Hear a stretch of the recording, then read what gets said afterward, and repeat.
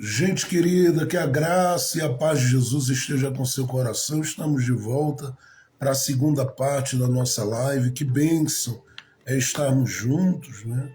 Tomando por base Isaías capítulo 62, verso 7. Nós estamos seguindo com o tema Orando até que ele confirme. Estamos de volta com a segunda parte da nossa live e vamos juntos meditarmos na palavra de Deus. Já temos orado e feito o que a gente sempre faz com muita alegria, que é adorar a Deus, louvar ao Senhor. E Ele está presente, pelo seu Espírito, Ele está trabalhando no nosso meio, pelo seu Espírito Santo.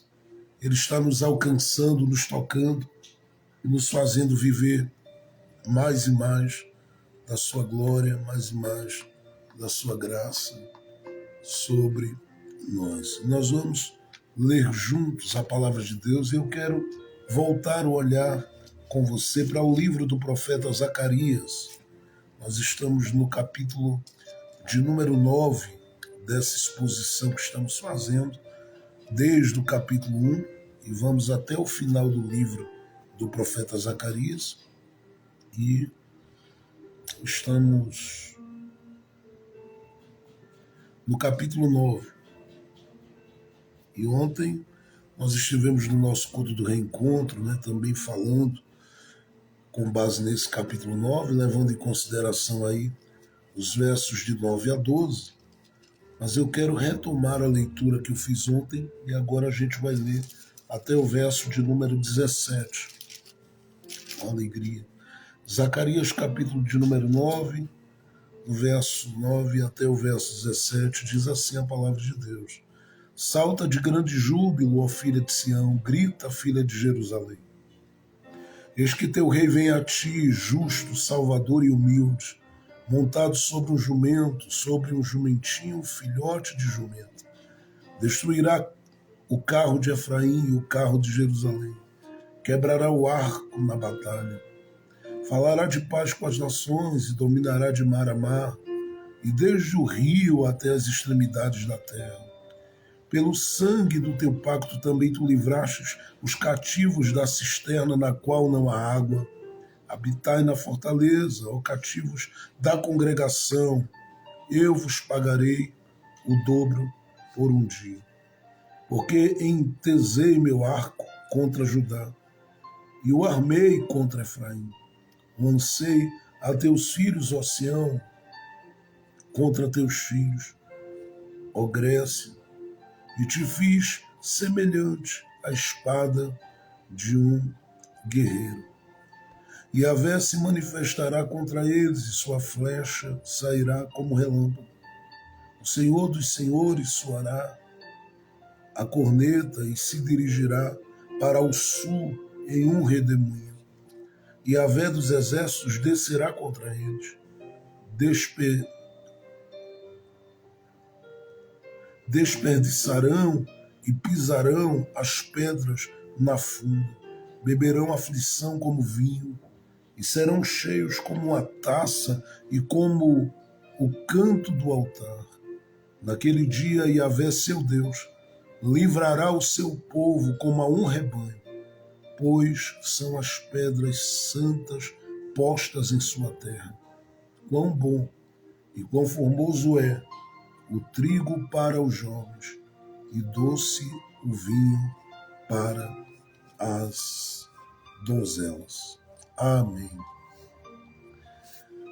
Nós estamos com muita alegria, queridos, aprendendo inúmeras lições, principalmente estamos aprendendo muito dentro do livro de Zacarias sobre os atributos de Deus.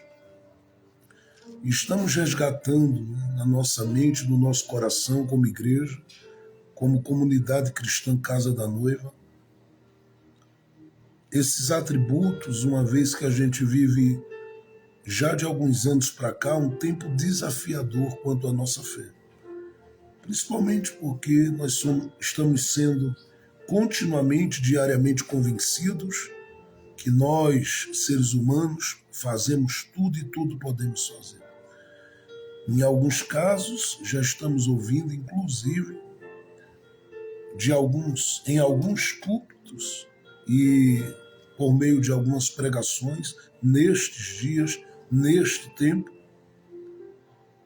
que é melhor fazermos, realizarmos, agirmos e não levarmos em consideração nenhuma, mas nenhuma mesmo, voltarmos o olhar para Deus e clamarmos a Ele. Em outras palavras, estamos sendo convidados a deixar Deus no céu e fazermos a nossa vida aqui na terra sem se importarmos quase sempre com nada que Ele diga, em alguns casos, claro, e sem se importarmos com relação ao fato de que Ele é o autor da nossa vida e é Ele quem nos ajuda a escrevermos a nossa história aqui, uma vez que Ele já pensou sobre ela e já projetou coisas para essa história da nossa vida. Então há uma necessidade que a gente sente no coração de resgatar, no mínimo, para que nesse trabalho que a gente tem feito, que é praticamente no meio de uma floresta em chamas, o nosso trabalho é de um passarinho que está pegando gotas de água e trazendo, tentando apagar aí o incêndio de incredulidade que toma conta do coração das pessoas, esse incêndio de dúvida quanto à palavra de Deus, esse incêndio que tem tomado conta, sabe, de inseguranças, de incertezas, principalmente pelo fato de que muitos de nós não estamos sendo convidados e motivados, inclusive nos nossos cultos, e eu falo nos nossos cultos de modo geral, os cultos da igreja brasileira, a voltarmos o olhar para Deus e lembrarmos que Ele pode, lembrarmos que Ele tem, lembrarmos que Ele é. E isso tem acontecido porque há muitos corações que não creem mais na Bíblia. E há muitos corações, inclusive, não acreditando mais no poder desse Deus grande que a gente serve.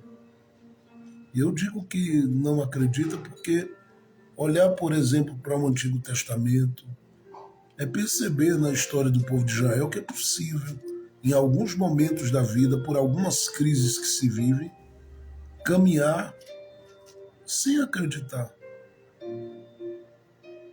que Deus pode, sem acreditar que Deus é, sem acreditar que Deus faz.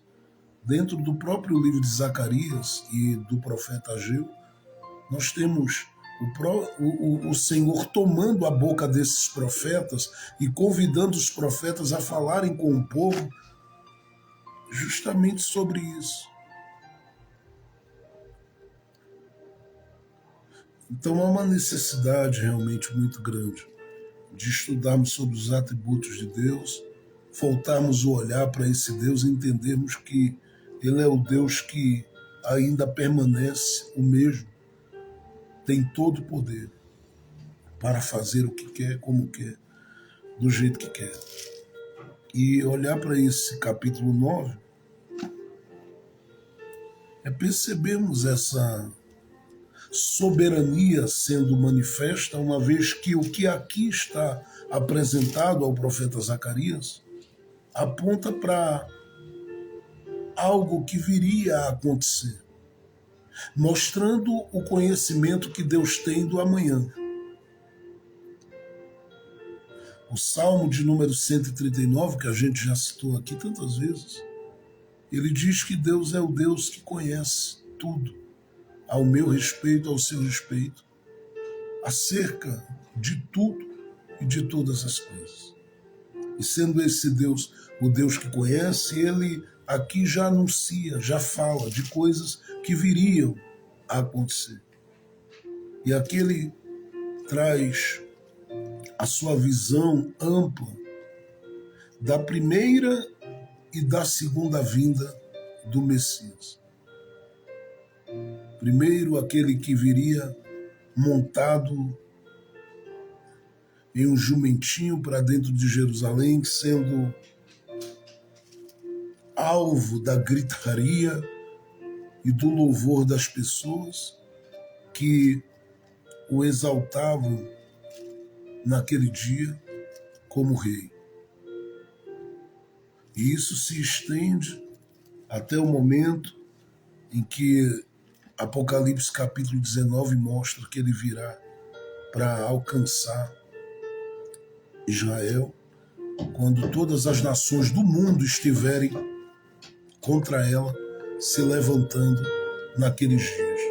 Agora, quando Zacarias traz essa profecia, ele nos convida a levarmos em consideração não só aquilo que ontem eu levei em consideração com vocês aqui, os 4 convites que Deus faz ao seu povo, que é movido por esperança. E ontem eu falei sobre essa esperança pautada nessa vinda do rei, nessa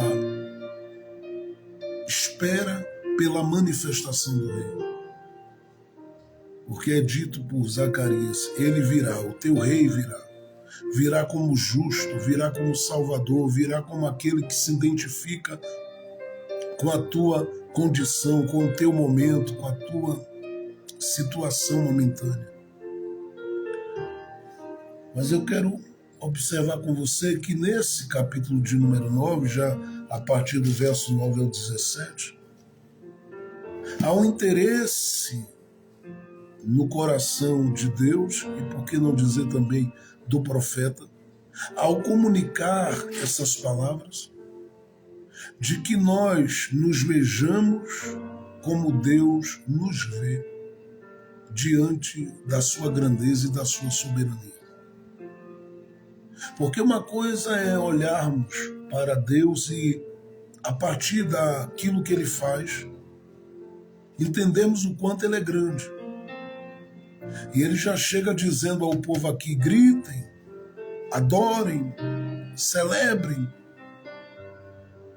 porque o Senhor vos livrará.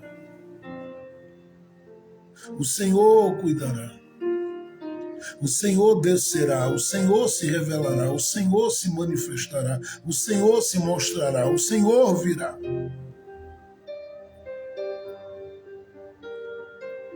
E olhando para essas palavras, nós estamos diante do Deus soberano, convidando o seu povo a descansar nele. Quanto aos cativeiros que viveu,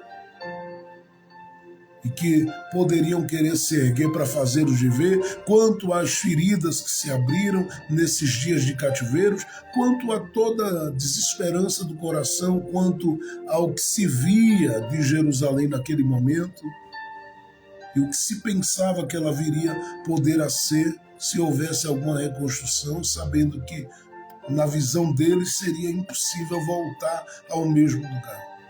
Mesmo Deus dizendo, através de Ageu, lá no capítulo 2, verso 8, que ele é o dono do ouro, o dono da prata e o dono de todas as coisas. Mas esse texto que lemos, ele é um convite a nos enxergarmos. A partir do olhar para o Deus soberano que está em um trono de glória, que tudo pode, que tudo tem e tudo faz. Eu sou convidado, você é convidada, nós somos convidados. Olhando para este Deus, que a gente tem essa consciência de que Ele é poderoso, é grande, nos vermos. Porque, a princípio, nós temos aqui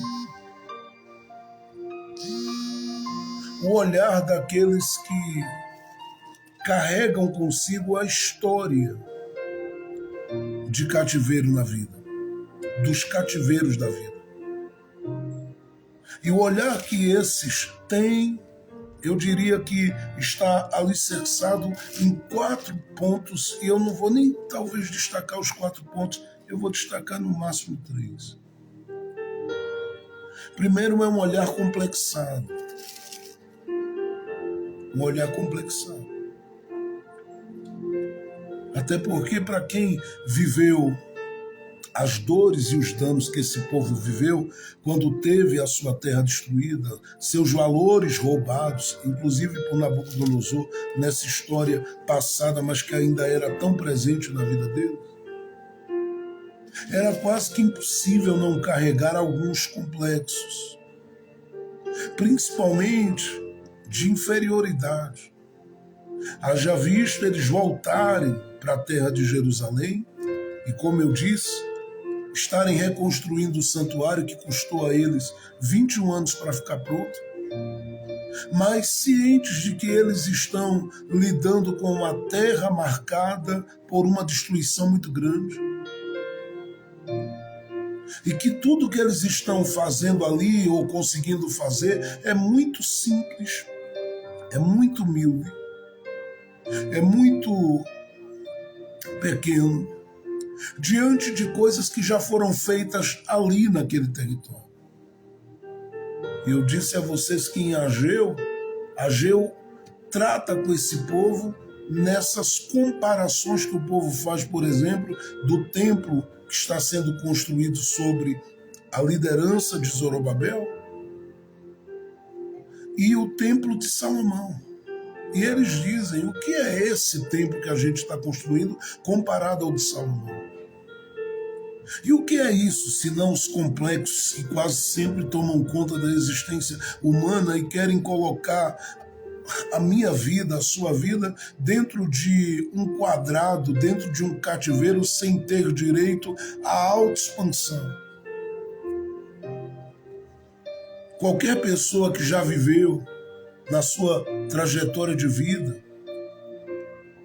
os seus complexos, principalmente de inferioridade, sabe que tudo passa por essas comparações, por esse olhar que lhe leva a entender que você não é capaz, que você não tem, que você não pode. E isso é uma realidade na vida deste povo. E por isso eu penso, Deus já vem dizendo a esse povo no verso 9, salta de grande júbilo, ó filha de Sião. Ele estabelece aqui um contato com esse povo, lembrando da filiação que esse povo carrega consigo. Primeiro, com a sua terra, com o seu lugar. Segundo, com o Deus que os plantou naquele lugar. Porque esse povo não é filho apenas de um monte, de uma cidade, de um santuário que está sobre o monte. Esse povo é filho de uma promessa, esse povo é filho de uma história geracional desde Abraão. Este povo é filho de um Deus que os acolheu e os abraçou em amor, com o objetivo de fazer deles seu instrumento maior naqueles dias para influenciar profundamente o contexto da sua época.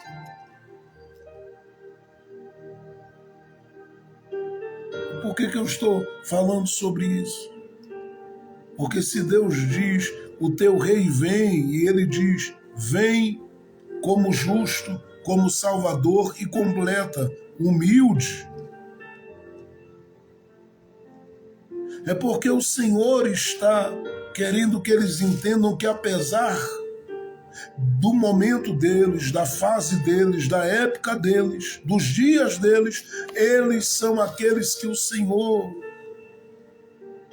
estabeleceu com eles uma aliança, uma ligação, uma conexão. Há um cordão umbilical que liga o coração desse povo ao próprio Deus.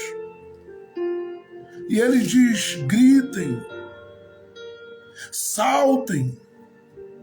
Vocês têm motivos de sobra para, olhando para o momento de vocês, se alegrarem, porque esse momento que vocês estão vivendo de uma terra destruída e marcada por uma memória amarga,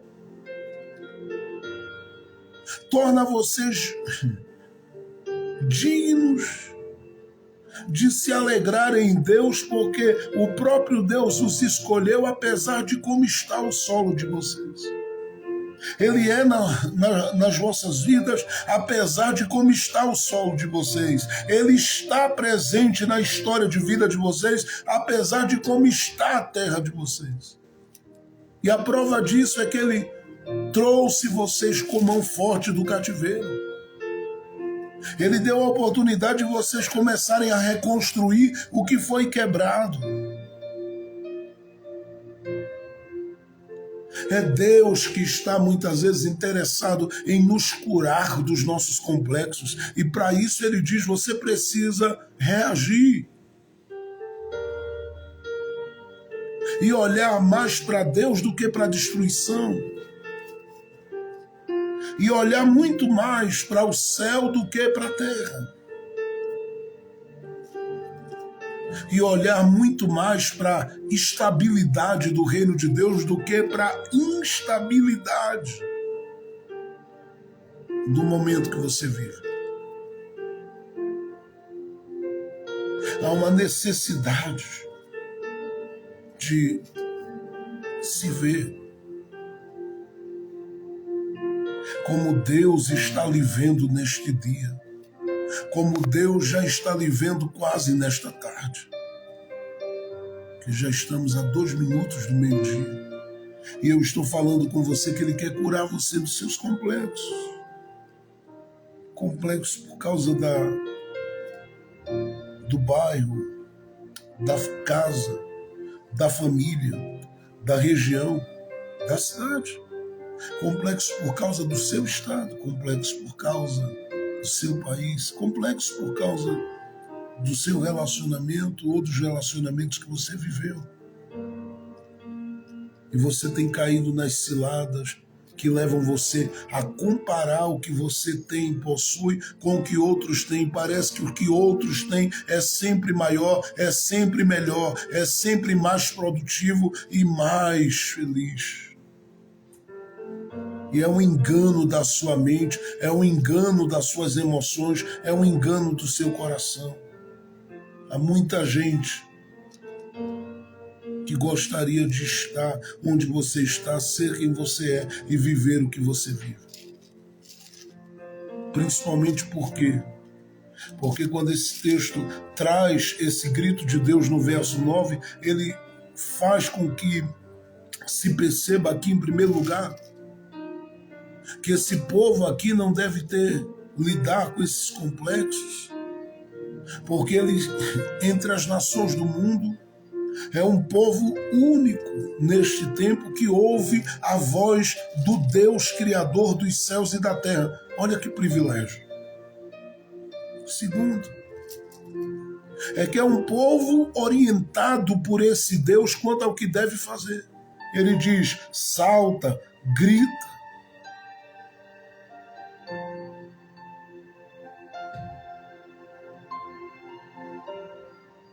Então Deus quer curá-los desse olhar carregado de complexidade, e carregado desse complexo de inferioridade. A complexidade pelo fato de que eles olham para tudo e vão colocando uma série de coisas à frente do que Deus fez, do que Deus está fazendo e do que Deus pode fazer por eles.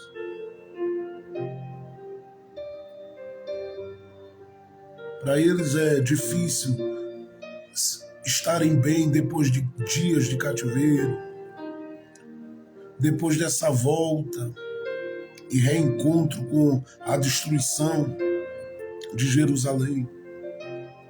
Então Deus vem e diz, saltem, alegrem-se. Por quê que nós devemos fazer isso? Talvez eles perguntassem ao Senhor.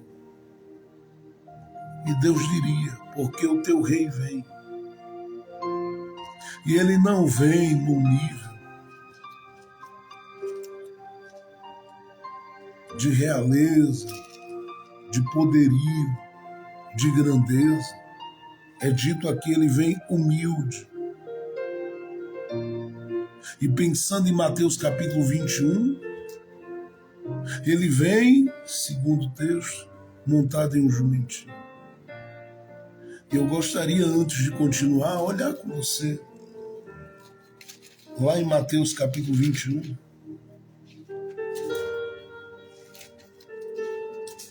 Vamos ler a Bíblia. Mateus capítulo 21. O texto diz: ao se aproximar de Jerusalém. Em outras palavras, chegando a hora da profecia começar a se cumprir na sua totalidade. E é claro que o Verbo já encarnou. Mas essa profecia que tem a ver com a entrada triunfal de Jesus. O texto diz de uma forma linda assim: ao se aproximar de Jerusalém, ao se aproximar dessa hora em que a profecia se cumpriria, chegou a Betfagé, próxima do Monte das Oliveiras, e enviou Jesus 2 dos seus discípulos, dizendo-lhes: ide a esta aldeia. Veja, é uma profecia de um cabedal elevadíssimo, uma profecia grandiosa, que vai começar a se cumprir a partir de uma pequena aldeia. O que era isso, senão o Senhor dizendo que Ele se identifica com a nossa limitação, com a nossa pequenez, com aquilo que aparentemente lhe falta. Ele diz: ide a esta aldeia. É uma pequena aldeia. E ele continua dizendo: ide a esta aldeia que está diante de vós, e encontrareis em seguida uma jumenta presa e um filhote junto a ela. Desatai-os e trazei a mim. Mas se alguém vos disser algo, dizei a ele: nosso Senhor os necessita, e logo aqui os devolverá. Tudo isso sucedeu para que se cumprisse o que foi dito por meio do profeta, que diz: dizei à filha de Sião, eis que o teu rei vem a ti, humilde e montado sobre um jumento, sobre um filhote de jumenta. Assim, pois, os discípulos fizeram tal como Jesus lhe ordenara. Trouxeram a jumenta e o filhote, e colocaram sobre o filhote seus mantos, e depois Jesus o montou.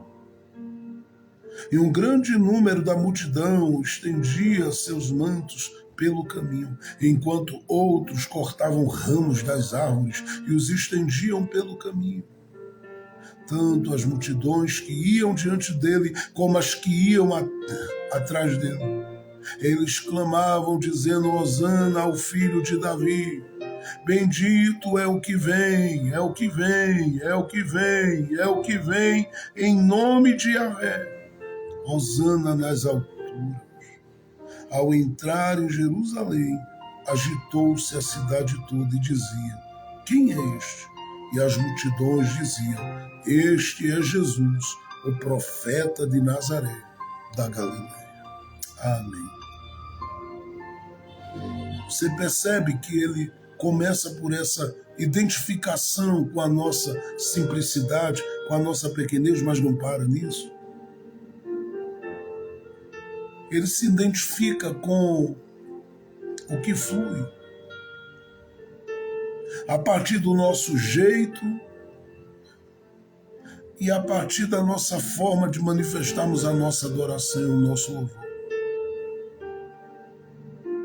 Mas ao mesmo tempo também ele se identifica com aquilo, e está dito aí, porque as multidões iam jogando seus ramos e gritando: bendito que vem o nome do Senhor. Mas ele se identifica com a nossa movimentação e com as nossas atitudes de reconhecimento. Porque no verso 9 eles dizem ao Filho de Davi. É um reconhecimento ao que vem em nome de Yahvé. E o texto faz questão de ligar a Zacarias, dizendo para mim e para você o quê? Que era o cumprimento da profecia. Então, quando nós olhamos para o capítulo de número 9 de Zacarias, a partir do verso 9 ao 17, nós temos aí essa conexão extraordinária do Deus que quer curar-nos dos nossos complexos, principalmente de inferioridade. E começa por essa conscientização aqui de que eles têm um privilégio muito grande, eles ouvem a Deus e eles são convidados a terem atitudes louváveis diante de Deus, porque Deus recebe o que eles fazem para Ele, mas não somente isso. Deus quer curá-los da complexidade, Deus quer curá-los dos seus complexos e desse olhar cheio de complexidade deles, mostrando que Ele é o Deus que se identifica com a simplicidade, com o tempo que esse povo vive, que eles consideram talvez ser um tempo marcado, pequenez, pelo ter pouco, pelo, em alguns casos, parecer não ter nada. Ele diz: o teu rei vem justo, salvador, humilde, montado sobre um jumento e sobre um jumentinho. Mas eu preciso correr aqui, gente, em terceiro lugar, porque eu estou falando desse olhar carregado de complexo de inferioridade a princípio, mas há esse olhar que eu também estou falando aqui em segundo lugar, que é o olhar de quem diz que tem uma visão de Deus muito distante do seu próprio coração. E ele vem e diz: o teu rei vem humilde.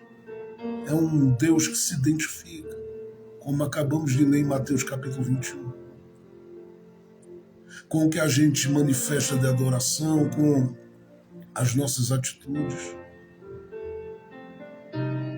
com aquilo que a gente oferta. Ele se identifica com aquilo que a gente faz voltado para Ele e centralizado nele. Mas em terceiro lugar, ele se identifica com a gente nesses conflitos internos e externos que a gente vive quase que diariamente, por causa da nossa natureza humana e carnal. E por que eu estou falando isso? Porque ele fala aqui de um cenário que está ligado a, em primeiro lugar, a memórias de batalhas, de invasões, de perdas, que é o que esse povo carrega, inclusive lembrando de Nabucodonosor e da Babilônia. Ao mesmo tempo que ele faz com que este povo consiga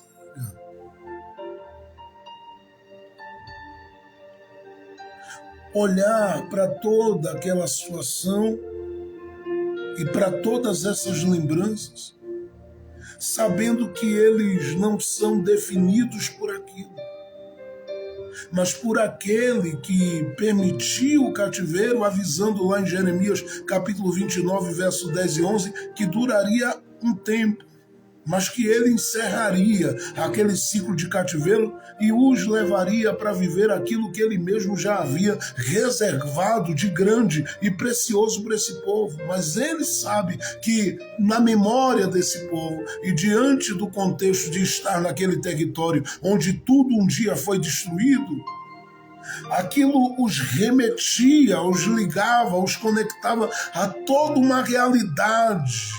Qual era essa realidade? Das batalhas. Sejam aquelas que foram vividas e aquelas que estavam sendo vividas. E quem sabe aquelas que viriam a ser vividas. Mas que o Senhor, na sua grandeza, o Senhor no seu poder, o Senhor na sua autoridade, o Senhor no seu governo, o Senhor no seu domínio, estava mostrando a ele que ele é um Deus fiel. E os fez prevalecer e sobreviver às batalhas de antes. E que em todo o tempo os faria vencer as batalhas de hoje. Eu estou profetizando sobre alguém. Porque esse terceiro olhar é o olhar de quem vive embates dentro de si por causa das batalhas. E Deus traz uma palavra aqui que é maravilhosa. Ele diz no verso 10, destruirá o carro de Efraim. Ele diz que destruirá o carro de Efraim, o cavalo de Jerusalém. E a expressão que eu destaco é que ele diz, quebrará o arco na batalha. E veja, ele traz à memória a realidade que esse povo já viveu antes. Quando ele esteve contra o seu próprio, quando ele esteve contra a rebelião do seu povo. Mas sempre em favor do coração deles, porque se não fosse assim, ele permitiria que todo mundo morresse, mas não. Ele os preserva, ele os guarda, ele cuida deles, e isso é percebido na própria narrativa. Veja o verso de número 13, porque entesei meu arco contra Judá e o armei contra Efraim, lancei a teus filhos, ó Sião, contra teus filhos, ó Grécia, e te fiz semelhante à espada de um guerreiro.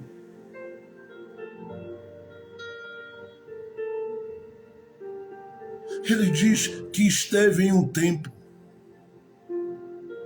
batendo de frente contra a rebelião de Judá. O fato deles permitirem o coração deles estar dividido entre Deus e outros deuses e coisas mais. Deus diz que foi contra eles, não contra eles quanto ao coração, quanto à mente, mas contra aquilo que estava movendo a vida deles, a rebelião. Ele foi contra o sentimento, ele foi contra a rebelião. Mas ele diz que levou esse povo e conduziu esse povo para que esse povo pudesse viver em Deus. Um crescimento no seu interior e na sua percepção da glória de Deus e da grandeza de Deus, de forma que ele diz, os transformei em guerreiros. Mudei a vida deles. É o que ele está dizendo, ele mudou a vida deles, ele mudou a realidade deles, ele mudou a condição deles, ele mudou a situação deles para colocá-los posicionados diante dele como ele queria. Em outras palavras, eu estou dizendo que Deus veio contra a rebelião para salvar o coração do seu povo deles mesmos e eles serem colocados na posição que Deus queria. É isso que eu estou dizendo. Deus os trouxe para a posição que ele queria. Só que o Deus que trouxe a vida deles para a posição que ele queria é o Deus que diz que quebraria o arco que se ergueu contra eles, que seria maior e mais forte neles, sobre eles, com eles.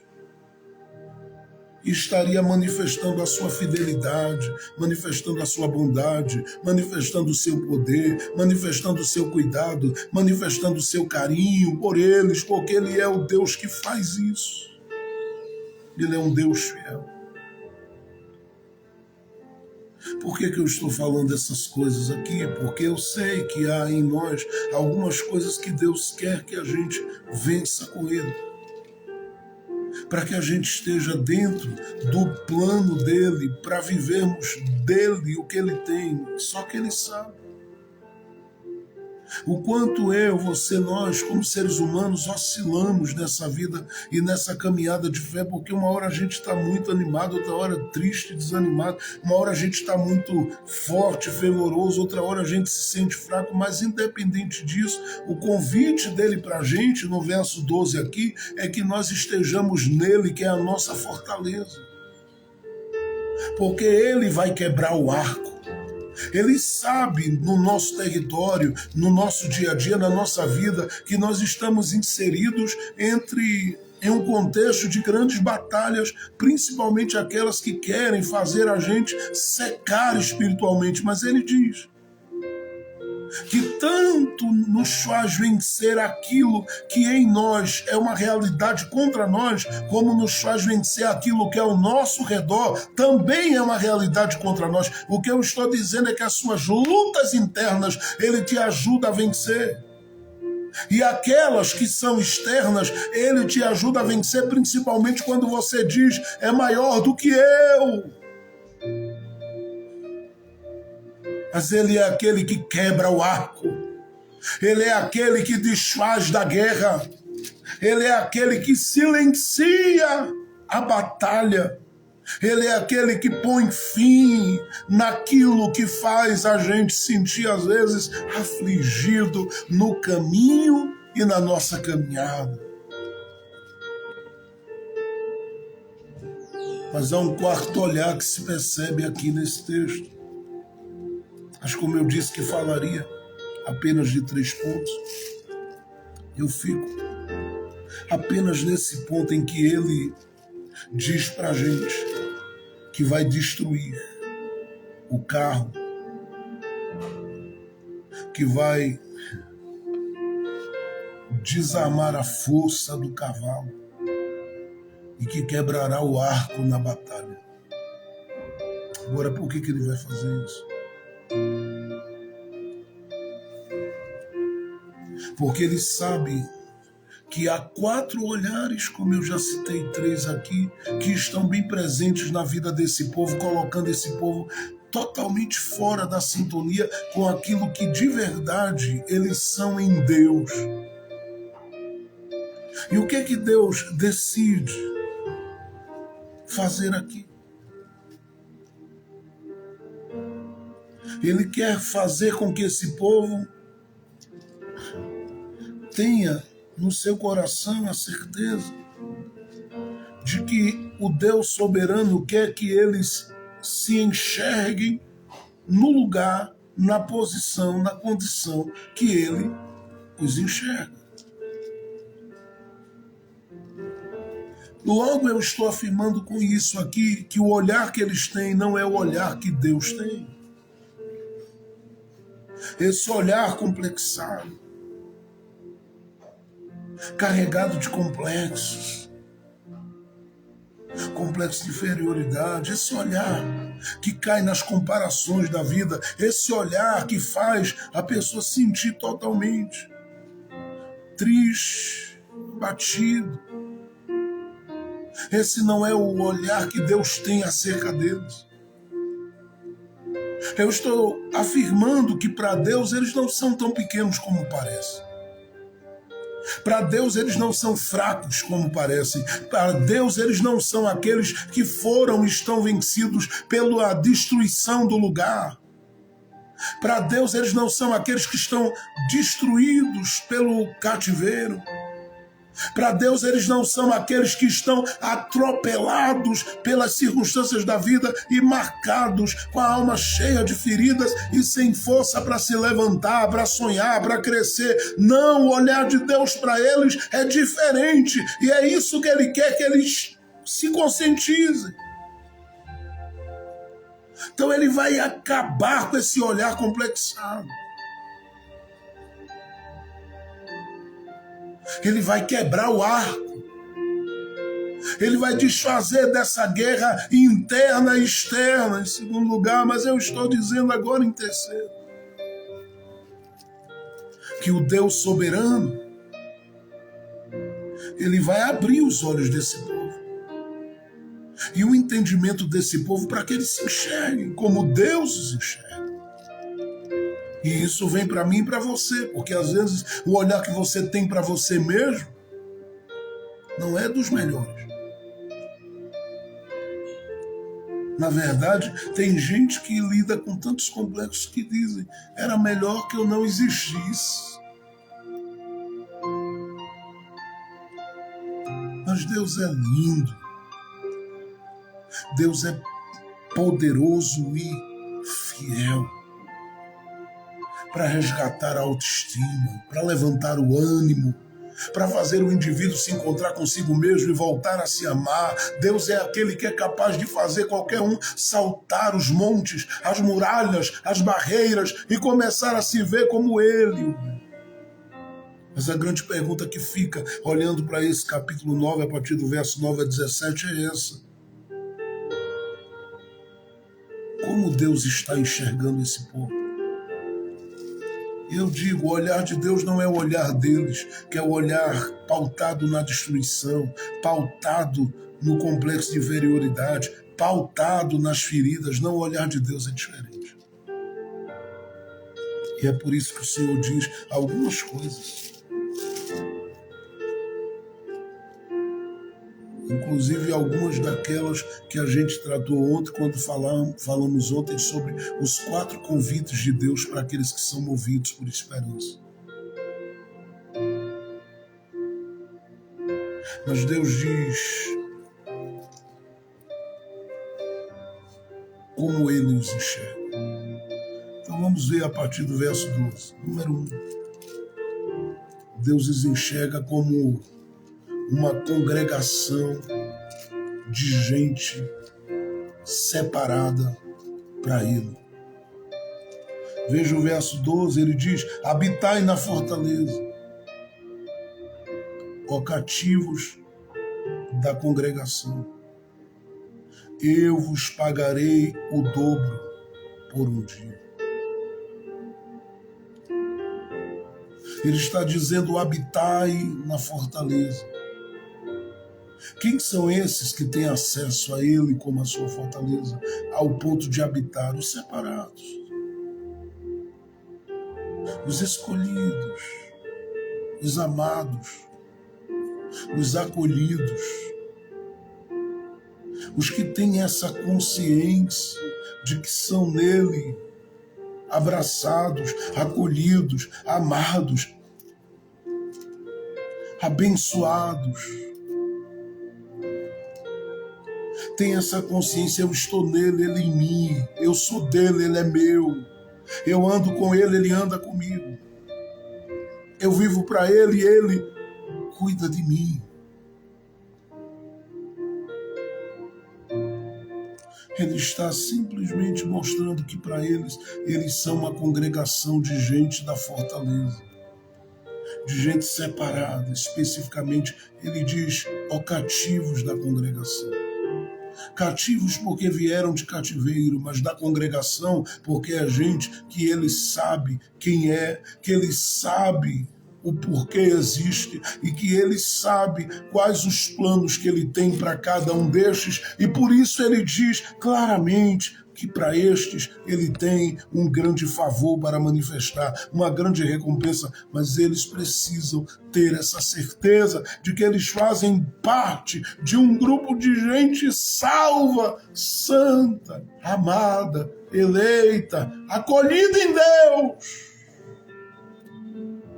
Mas em segundo lugar, o que é que ele consegue ver? Como é que ele vê esse povo? Olhe comigo o texto e veja o que diz a palavra de Deus. Verso 16. Naquele dia Yahvé, seu Deus, livrará o seu povo.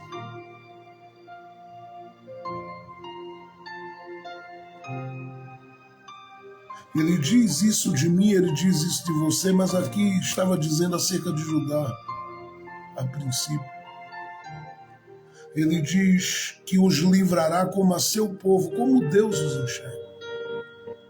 como gente massacrada pelo cativeiro? Não. Como gente ferida? Não. Como gente doída? Não. Como gente que vai ficar chorando a vida toda, em meio aos escombros da vida? Não. Como Deus os enxerga? Como seu povo. Você carrega a identidade de Deus na sua vida. Você é povo de Deus. E a Bíblia chega a dizer, não fomos nós, mas Ele nos escolheu e nos fez ovelhas do seu pasto. Fez o seu povo e ovelhas do seu pasto. Por que isso? Porque quando Ele diz que nós somos o seu povo, Ele está falando de propriedade particular, de povo exclusivo. Em 1 Pedro, no capítulo de número 2, verso 9, é dito que nós somos geração eleita, sacerdócio real, nação santa, povo adquirido e comprado pelo sangue de Jesus. Ele nos fez o seu povo. E como povo, nós somos filhos dele. Em João, no capítulo 1, verso 12, ele diz, mas a todos quanto o receberam a Jesus Cristo, o Filho de Deus, ele diz, estes são filhos de Deus. E ele está dizendo aqui que livrará, por quê? Porque os filhos são protegidos por esse Pai. Mas ele não para aí, ele diz que os livrará como a um rebanho. Ele está deixando aqui cada um refletir e pensar sobre como ele está enxergando eles e ele os enxerga como as suas ovelhas,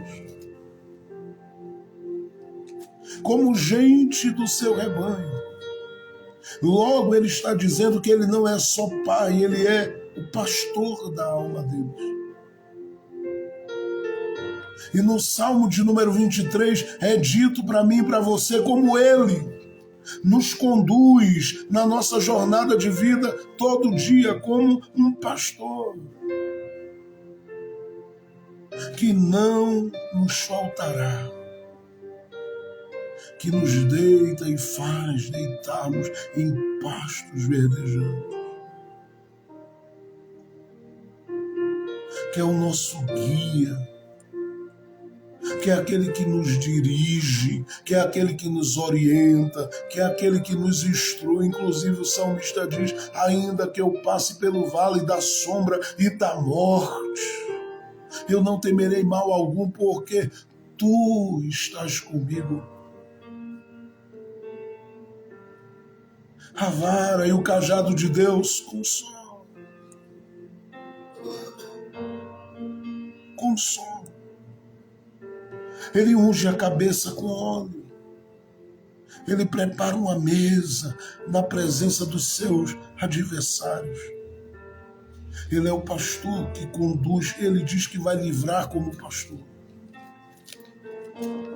Ele usará o seu cajado, mas também usará o seu óleo, porque ele sabia que naqueles dias, enquanto os rebanhos caminhavam juntos ali, quase sempre, aquelas moscas, aqueles insetos queriam pousar sobre as ovelhas, causando uma profunda inquietação nelas.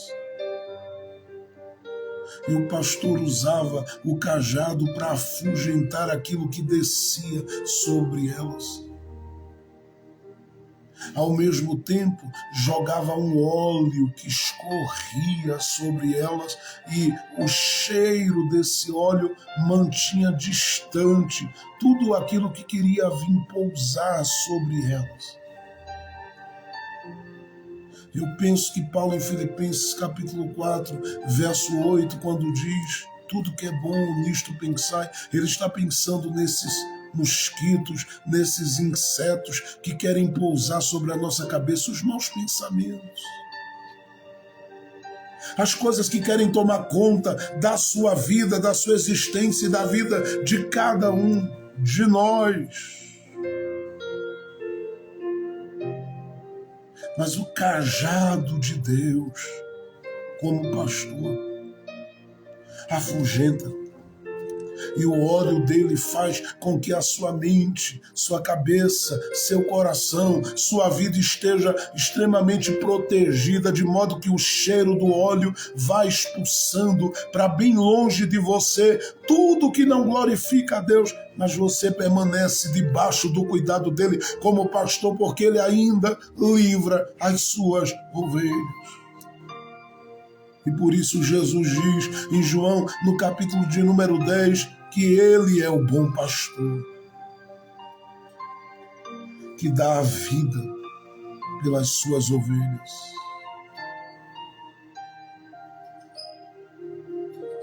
Mas em último lugar, como Deus enxerga a cada um destes que estão aqui nesse tempo vivendo. Deus diz através de Zacarias uma outra coisa linda.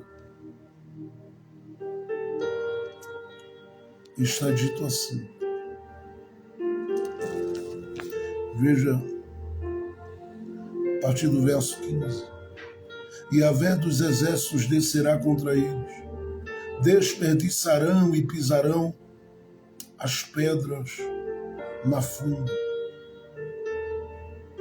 Beberão a aflição como o vinho e serão cheios como a taça e como o canto do altar. Veja o verso 16 agora. Naquele dia Yahvé seu Deus. E ele está falando aqui, só para você situar no verso 15, que os adversários ou aqueles que se levantam contra o seu povo provarão daquilo que fizeram este povo provar. Mas olha o que ele diz ainda no verso 16. Naquele dia, Yahvé, seu Deus, livrará o seu povo como a um rebanho. E olha como ele diz que os enxerga.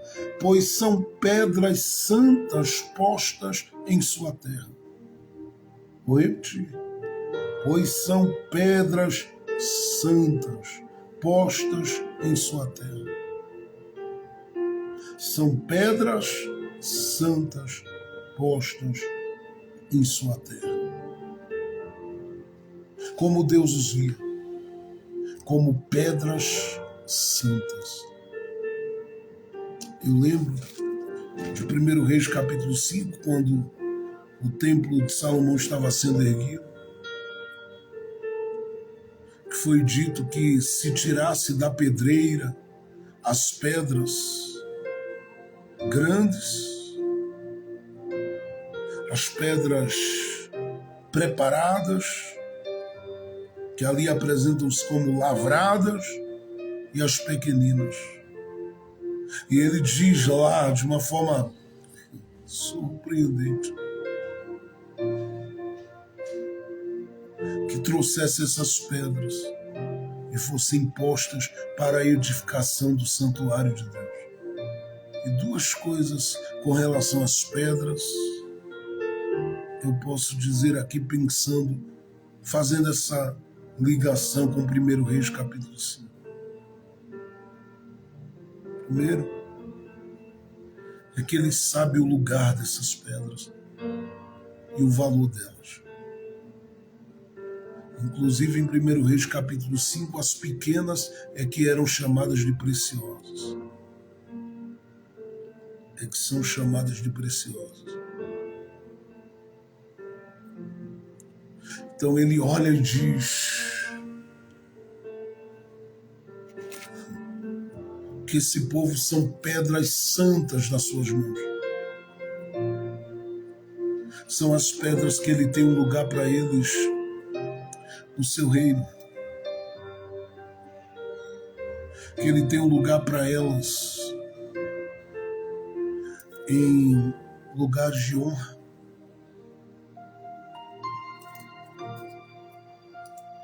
Ele conhece tudo ao seu respeito.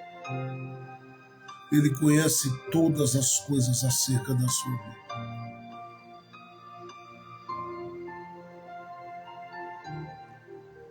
É necessário que, a partir daqui, você entenda que Ele te vê como uma pedra preciosa nas mãos dele. E Ele sabe teu espaço, teu lugar. Ele não vai deixar você fora de viver as realizações que Ele tem para você. Ele tem coisas específicas reservadas para a sua vida, porque você é essa pedra que Ele vai encaixar. Segundo, quando Ele fala deles como pedras santas, Ele está falando deles como instrumentos que influenciam, como referências, como parte de uma estrutura, como alicerces, como bases. Ele está dizendo que olhou para eles e os vê como aqueles que são responsáveis por manter muita coisa que está por aí, principalmente aquelas que são belas de pé. É por isso que em Mateus 16, quando Jesus, às margens de Cesareia de Filipe, ele fala com os discípulos sobre o que dizem acerca dele, e eles dizem que tu és Elias, Jeremias, um dos profetas. Jesus disse: quem vocês dizem que eu sou? E Pedro disse: tu és o Cristo, filho do Deus vivo. E ele disse: Pedro, dissestes bem, porque tu és Petrus, tu és Petrus, tu és Petrus, fragmento de pedra. Tu és Petrus, fragmento de rocha. Mas sobre esta pedra eu edificarei a minha igreja, e as portas do Hades não prevalecerão contra ela. As portas do Hades são portas de morte. E ele diz que não prevalecerão contra a igreja.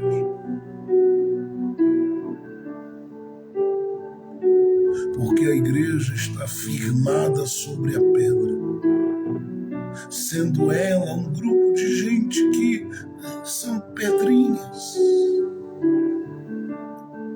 E as pequenas são as preciosas. Você é uma pedra santa de Deus nessa terra.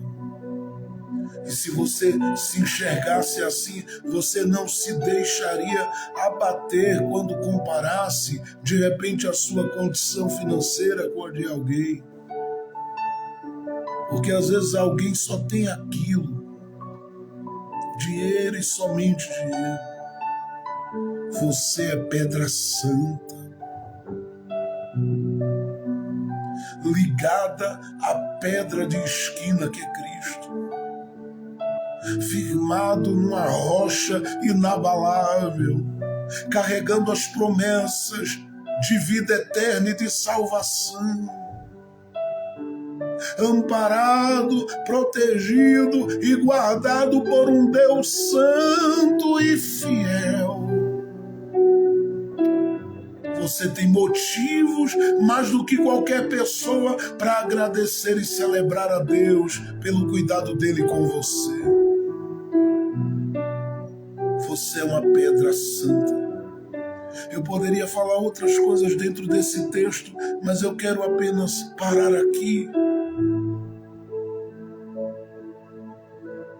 Porque Deus quer que nos enxerguemos como Ele nos enxerga a partir da sua soberania.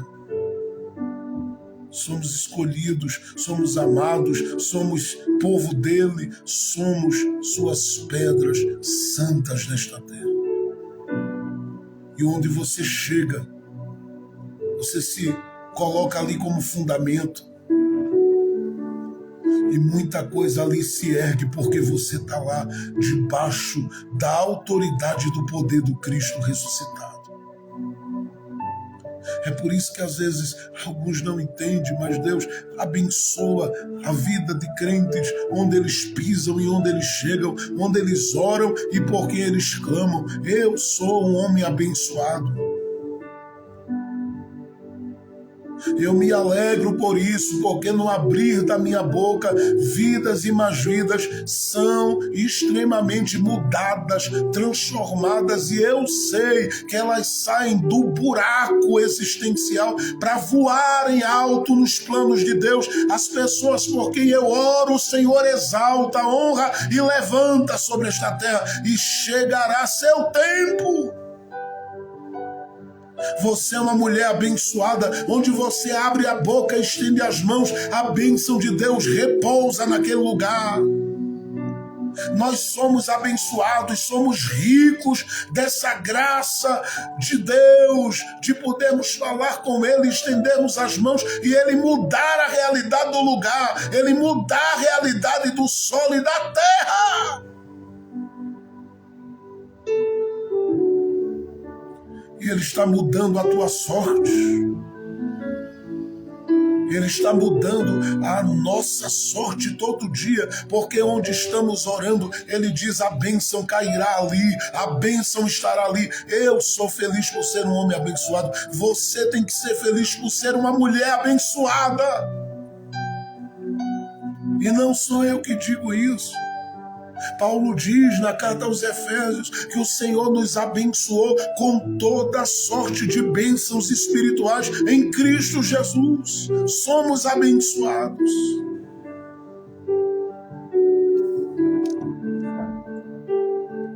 Quantas vidas às vezes nos ligam,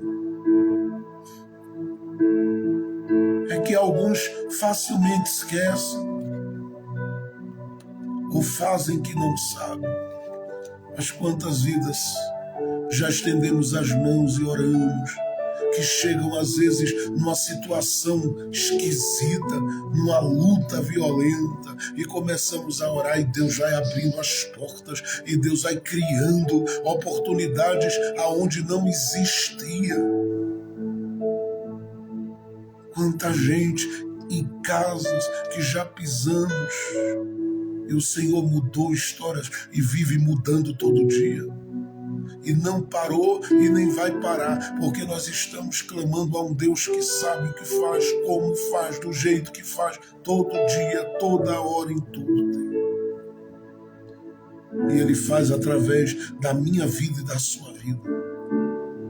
Somos pedras santas de Deus. Onde estamos, somos fundamento. A gente crescendo, a gente desenvolvendo, a gente avançando, a gente progredindo, a gente se multiplicando, e Deus continuará fazendo mais. Porque nós não brincamos de culto, não brincamos de igreja, nem brincamos de ser crentes. Somos filhos do Deus vivo. E por mais que algumas coisas às vezes saiam do controle da minha e da sua vida, nós não vamos terminar no buraco.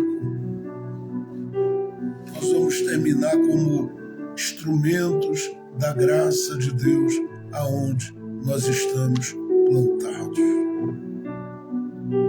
E Deus continuará abençoando e abençoando e abençoando a todos nós. Porque somos pedras santas no seu plano. Como você está se enxergando nesse dia? Deus lhe vê como pedra santa. Por você Ele quebra arco, Ele desfaz dos carros de guerra. Ele trata você, Ele trabalha como trabalhou com Judá, Ele trata você, Ele te move e te molda como o oleiro faz com o barro e com o vaso. mas Ele faz você viver as coisas grandes que Ele tem e vai te colocando e te plantando a cada dia no lugar da bênção e do favor dEle, dentro daquilo que você está orando e clamando, porque às vezes você diz, eu quero que o Senhor abra a porta, Senhor, e Ele vai te colocando como uma pedra santa para o nome dEle ser engrandecido. E eu vou dizer uma coisa a você, Deus não precisa às vezes de muitas pedras, basta uma pedra santa e já é o suficiente para gigante cair. Você é uma pedra santa de Deus. E Deus vai continuar cuidando de você. Deus vai continuar movendo a sua vida para uma comunhão e uma intimidade com Ele como jamais você viveu. Você vai ouvir a voz dEle no seu coração. Ao ler a palavra, ao meditar nela, você vai começar a perceber Ele ministrando. Ele vai te dar sonhos. Você vai ter experiências grandiosas com Ele. Ele vai te dar uma caminhada de vida cheia do Espírito Santo, movida pelo temor e pelo amor. A palavra dele, Deus vai abençoar a sua vida. Vamos orar no nome de Jesus. Pai Celestial, nós te rendemos graças por tudo que já vivemos, Senhor, nesta manhã e já tarde, Senhor. Obrigado por todo o teu carinho e cuidado de Deus conosco. Continua nos abençoando e guiando-nos, Pai, nesta tarde, fazendo com que esta tarde seja uma bênção na nossa vida. Que o Senhor possa fortalecer nossas mãos, os nossos pés, e que o Senhor possa honrar o seu nome em nós, por nós e através de nós. Cerca o teu povo com a tua bênção. Prospera o teu povo nesse caminho e faz o teu povo viver, Senhor. Tudo aquilo que o Senhor projetou neste tempo e para além deste tempo. Que a colheita dos teus filhos seja grandiosa. Que a colheita dos teus filhos seja poderosa. E que eles vivam, Senhor, em todo o tempo, ó Deus, as coisas mais preciosas do teu coração. Que tu abras os céus sobre o teu povo e abençoe o teu povo significativamente. Abençoe profundamente e faça com que em tudo o teu povo veja a tua fidelidade, Deus, em todo o tempo, sendo manifesta por eles, neles e através deles. Eu te agradeço por todo o teu cuidado. Eu te agradeço por todo o teu amor. Eu te agradeço por todo o teu carinho. E te louvo por tudo que fizeste, tens feito e vais continuar fazendo. Obrigado, Jesus, por tudo e por todas as vitórias que o Senhor vai conceder ainda a homens e mulheres que estão, Senhor, pedindo oração a cada dia. Tu vais abençoar a tua igreja, porque é tua. Tu vais abençoar o teu povo, porque é teu.